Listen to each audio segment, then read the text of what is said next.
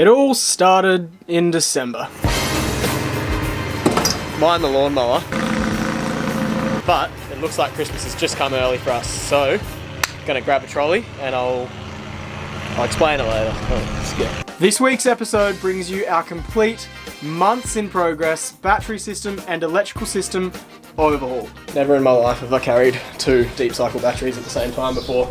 This is S1CH 2.0. This is the reason why it is so hard to live aboard when you're doing boat jobs. Full disclaimer, it's about 40 degrees right now, so excuse our sweaty selves. Holy moly.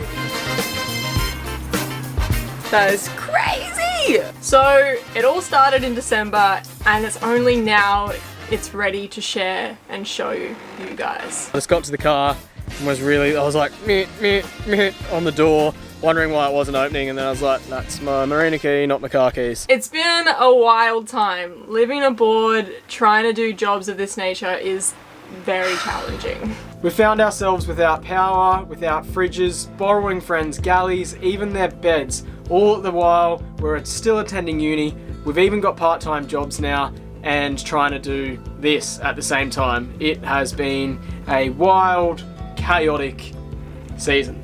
This is just like so tricky living.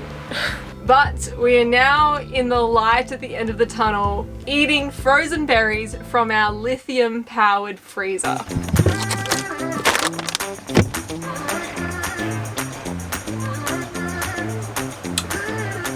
And life's just been very good. For those of you that don't know us, this is Slim. hey girls, how you going? I'm Soph. She's the skipper. But more importantly, this is Chili. We're 2 full-time uni students living aboard our 34-foot sailboat Nakama. And we're determined to circumnavigate Australia. With the help of our patrons, we post weekly videos of the magnificent mayhem we call our lives. So subscribe.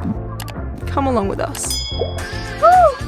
Yes, we've taken the leap. We've swapped our very old, very dead lead acid batteries for brand spanking new lithium ones. So coming up, we'll explain to you why we chose this, how it all went down, and explain how our setup will not only power us through remote destinations, but also allow us to enjoy a few creature crumpets?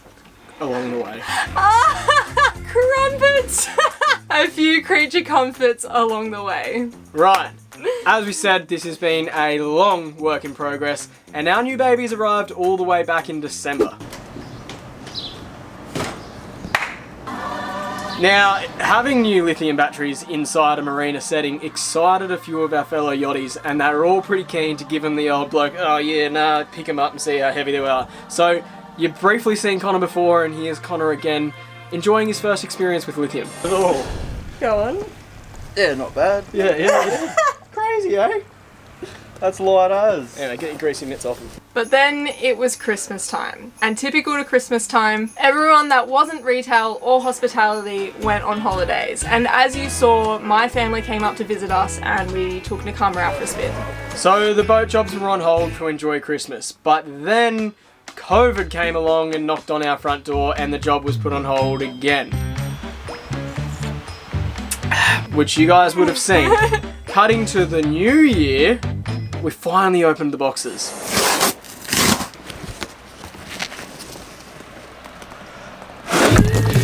Inside those boxes was a new Victron battery monitor, a Victron smart charger for when we're inshore, a BC DC charger. This connects our crank battery to our house lithium, and of course, 2 100 amp hour lithium batteries. This is our plan of attack to move forward as a boat that works. My job today, other than getting the fun of unboxing this and looking at it, is trying to come up with a plan of attack for an electrician that's going to come on the boat and help us install it. Yes, we are getting an electrician, because rather than mess this up when we've finally got fresh new lithium batteries, we just want this to go well. We want power to be one thing on the boat that we just don't have to worry about anymore, because our lives revolve so heavily around technology and the laptops. After finding an electrician that was keen for the job, we began labelling some of the wires and clearing out the spaces to make this job at least somewhat approachable for the poor bastard that said yes. I just want him to have clear access to everything because I know what it's like when you're trying to work on something and things are in the way, and I'd hate to do that to someone else. So the red ones? yeah, the red one's positive. That's not what I was asking. Don't make me sound like I'm like, okay, no, actually I don't have any idea about wiring, but don't make me sound like I'm entirely useless. No. Your handwriting's way better than mine. Okay. I'm joking. Come on, it takes one joke.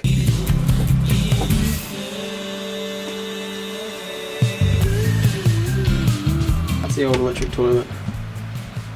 Now introducing Simon 2.0 or Simo, just like a regular Simon, but knows a hell of a lot more about electricity than this Simon. I'm gonna wrap the old fuse in foil and see if maybe it's a fair call.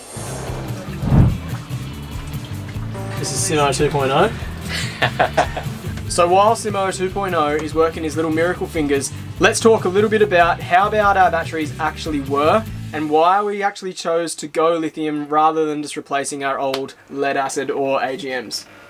How bad were our batteries? So if we didn't get much sun through the day, we would have had to turn off our fridge. Especially though we'd turn the fridge off overnight if we ever had to sail, meaning or start the engine in the morning before the sun had come up. We'd have to turn the fridge off so we had enough juice in the batteries to even get Nakama going. We were very cautious of our light usage. We only used one galley light when cooking, and then once we're done in the galley we turn that off and turn our one living room light on. I mean, that's a good habit to be in anyway, but I mean 2 galley lights wouldn't be pushing it. No, we were living in the back cave. While we're on the topic of lighting, the anchor light we'd be holding off like, do you reckon it's dark enough, we have to do it now, do we? And then we'd put it off to the last minute because our anchor light is one of the old school light bulbs that isn't LED, so it would smash our batteries. And you would think, like, this is how bad they were. One anchor light on would significantly hammer the battery, so we'd be like waiting, we'd be like, nah, it's definitely dark now, we have to turn it on. And first thing in the morning I'd be waking up, like, first thing I'd do would turn the anchor light off and like, stop stealing all my power. Turning on the engine to radio miles that was within 5 miles of us. Yeah. So we realised that he'd be like, man, you keep cutting out. And we're like, what do you mean? So then we was like, oh, maybe it's the batteries. And we couldn't even radio within like eyesight. And then that was towards the end. We were like, these batteries are done. And that wasn't very great safety-wise at all. Another place I really noticed that the batteries were dying was over the last year or so, I've been having to assist the windlass, the anchor winch, more and more as we go. Recently, the anchor winch had a problem and it actually completely broke.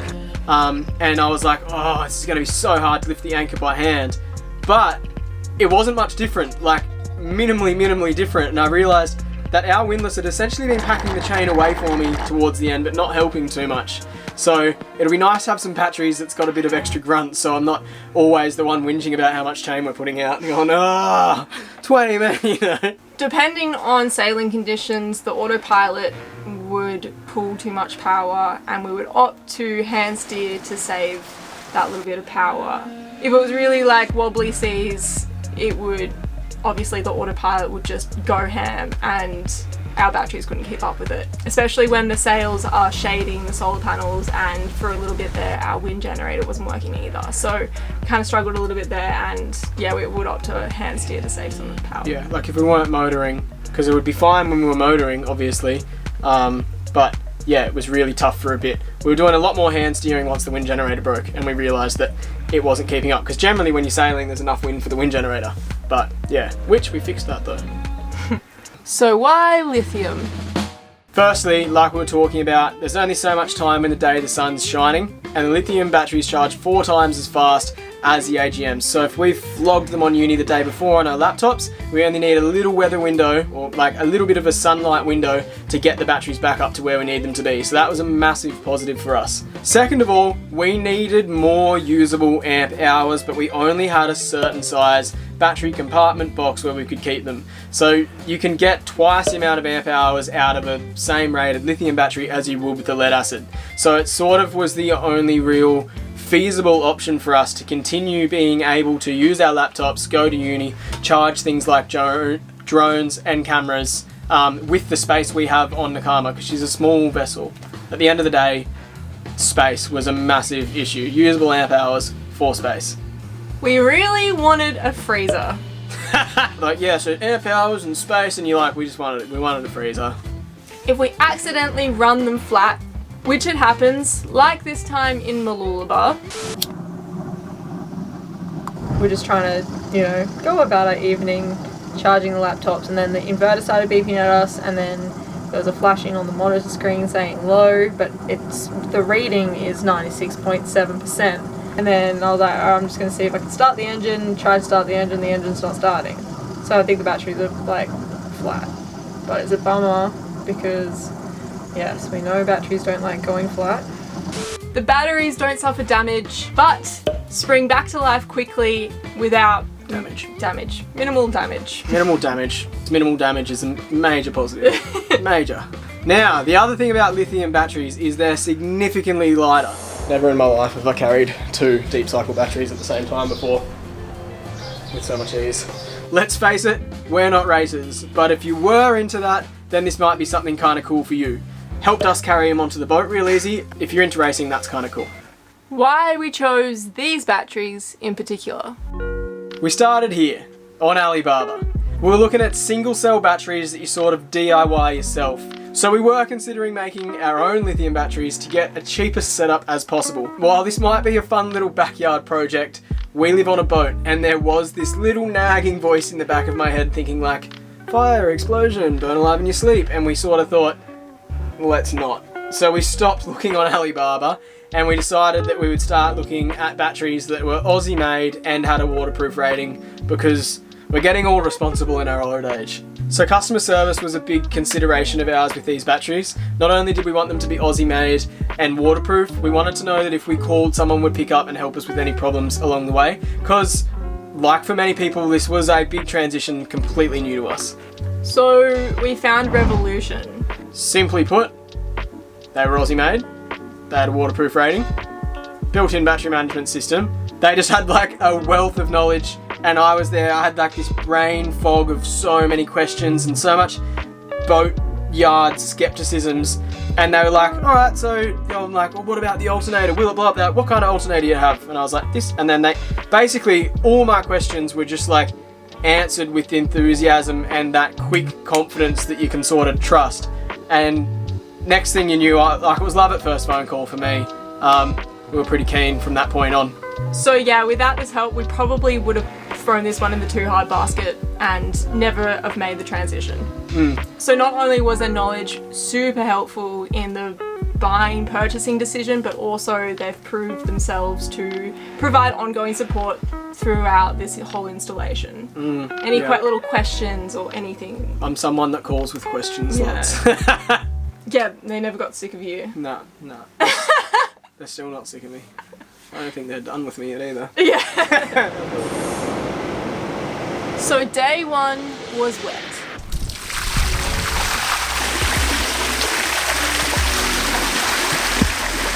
Simo 2.0 began ripping out our old batteries and spaghetti wiring. He's been given instructions that there is not to be any old wiring in the battery box. Simo 2.0 agreed and wondered how Nakama hasn't burnt down yet.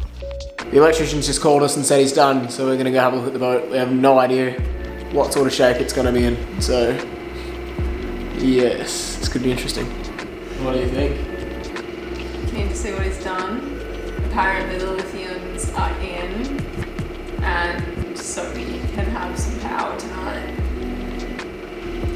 Let's go. What do you reckon, Soph? This is the reason why it is so hard to live aboard when you're doing boat jobs, and that's why you always put off boat jobs, because Chilla. We have had the offer to stay aboard with Sunday Freedom, which is the cat. Not that cat. Not the cat. Not that little fluffy one. I like a catamaran, and I said if depends what the state of the boat looks like, maybe we'll need to. Maybe we might have to do that. What do you reckon the state of the boat looks like, Soph? I mean, the state of the boat is definitely not ideal for living aboard and when sleeping we could in. go back to the luxury car. I don't know. We've just been lucky enough to go out with John on this super fantastic amazing catamaran, and it's not booked in this weekend and he's away, so worked out perfect timing with us doing a complete rewiring of the boat. And seeing what this looks like now, with the pro doing it, is kind of why we did elect to let someone else do it, because it couldn't afford for me to and ah over this job for 2 weeks when it's going to take 2 days with this guy. 2 weeks, that's me being optimistic. And we wouldn't have had power the whole time, and chances are I probably would have blown up a few instruments and stuff along the way as I figured it out. So I'm feeling pretty good about our choices, and the timing has actually worked out perfectly. So this is basically our new home now. Consider Slim and Soph own a catamaran. John's gonna come back and he's No. like gonna put his key in the door and be like, Well, what the hell? he has multiple times said it's all yours. So you wouldn't have a problem with us changing the locks. Look at my little stupid dimples. You can't say you're not enjoying being on this thing. It's insane. We can't get too used to it. We can't. Maybe a little bit. But I want to stay on Nakama tonight. Simon wants to stay here, but I think we'll opt and we'll make dinner here at least and stay the night on Nakama, because our kitchen's just a disaster. What's going on, Larry? How you going? Up downstairs. John says we have to walk backwards, it's safer. Yeah, like this. I can back up. Do the old ADD spin. The old dodge that. John has given us a very enthusiastic welcome to use Whitsunday Freedom, the catamaran you've seen us on in the last few weeks, while Nakama is a construction site. I went to the shop today to get eggs and bread, and then I was on the phone to my mother and I got distracted and I bought pickles and all buns and all the things to make burgers, and then Soph cooked them for me. It's been a pretty good day, to be honest. So Soph wanted to stay at home tonight because chili. I probably love chili at least twice as much as Soph. At least. But I'm like, I also very much like square beds with aircon. I'm staying here. Soph can do This it. could be your man Yeah, cave, this can be my man cave. and I'll go back to the pit we call our home. Welcome to live TV. First we just got to figure out how to connect the TV to my phone. You don't have to drag me back to knackers kicking and screaming. No, password's not incorrect. Wait, we got my password wrong. I've got to figure out what it is. Got it working. And I brought also. So we're gonna have to stick around for a little bit. Unfortunately, it wasn't all smooth sailing. It appears that Simo 2.0 is actually a very busy man. And while he's a dead set magician when he's on the boat, getting him on here proved really hard for a couple days. He had some emergency work come up, and understandably Nakama got chucked on the back burner, and although it's our entire life and world, I think to him it was just another side job. So, Soph explains. This is day 2 of the electrician not showing, which is so extremely disappointing. We thought this was going to be 2 full days. It's so far been 1/2 of a day over the course of 3 days. We are still in a disaster. It is so hard to live like this in such a small space. We've got literally the quarter berth full of his tools still. We can't put one of the floorboards down. We don't have a fridge. We luckily have lights. And our bed is just full of the shit. You think that you don't have much stuff until you're literally lugging your stuff around each day, moving it from one place to the other to try and make room. This is just like so tricky living and very, very frustrating. He's said that he would come down twice now. What the f has happened to him, I don't know. In Simo's defense, we were just pretty highly stressed and homeless, so please don't take our frustrations personally. We did understand. Once we got him back on the boat, it was like, yes! And then COVID got Simo. COVID, after it got us. And we finally got him back on the boat, then he had it. Simo actually got the batteries in pretty quickly, but after he did that, he was then up for the daunting task of sorting out the chaos that was our switchboard. Which was a spaghetti-like mess of inline fuses and piggybacked connections that was pretty much kindling primed for an electrical fire. The other thing he's done while he's here is install a new switchboard for us, because now that we have the lithium battery, we're expecting to have some new appliances on the way, and this will prevent us from piggybacking again in the future. The chaos of wiring didn't stop there. He also neatened up a lot of the other old wiring that we've gotten almost in the back of the boat. The solar wiring, the fridge wiring, Yeah. a lot of the wiring in the outside locker. Yeah, so he worked wonders on the Karma. Yes. And as always, Chili supported us every step of the way.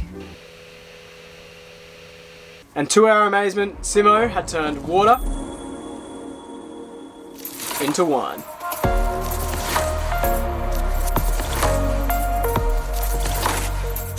And just soldered shit onto the batteries. Like, yeah, alright, there's nowhere for that to go, so I'm just gonna solder it on.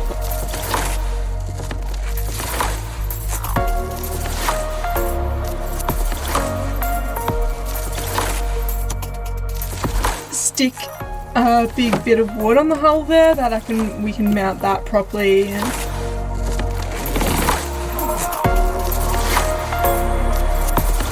Holy moly. Insane. It looks insane. That is crazy! And now, from December through to March, we think we're ready to show you our new lithium battery setup. The full system rundown. How is the new setup going to all work? Well, not only have we installed new lithium batteries, but you may have noticed another battery. This is our brand new lead acid starter battery. The reason for our starter battery being lead acid is it makes for an easier transition to lithium. The starter battery will be juiced up via our alternator and the wind generator. While the starter battery is separate from our house bank of lithium, they're connected by a BC to DC charger, which enables an overflow of charge from the alternator or wind generator to top up the lithium without damaging the components. Our solar system will now solely power the lithium house bank. However, if need be, the BC to DC charger also allows us to provide power to the lead acid starter. We've done away with the dodgy fuses and installed some pretty professional looking circuit breakers. Anything that was running directly from the batteries has been removed and is now neatly wired behind the switchboard. We've come from boxes of mess with masses of redundant wire to something that's quite beautiful. For us, this is an absolutely huge step forward in the progress of making Nakama great again.